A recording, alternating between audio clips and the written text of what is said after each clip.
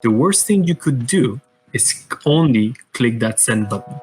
Because if you only click that send button, it will only affect one person or maybe more in that moment. I think that's how a lot of people think about it. And it makes sense, right? Because if you start working on, I know this, I'm going to stop doing whatever I need to do to write it down, you're honestly losing time in the short term. The argument, though, is that you win it in the long term, right? So there's a little framing here. You waste time now, but you get probably the double or tenfold later. There's another part of it. I have a little superpower, which is I'm lazy. And when you're lazy, you try to find shortcuts. And I'll give you an example, and I'm sure everybody had that. Imagine somebody asks you a question. It's not the first time you hear it, so you kind of practice before. It's like the fourth time you're writing that email explaining how this to be done. And you look at it and you're like, yeah, that's a good email. Like I've explained everything that needs to be known on the topic. Nobody will ever ask me that question. Of course, it's not true. Somebody else will ask the question. But in the moment, you're happy about the answer.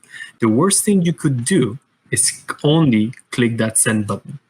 Because if you only click that send button, it will only affect one person or maybe more in that moment.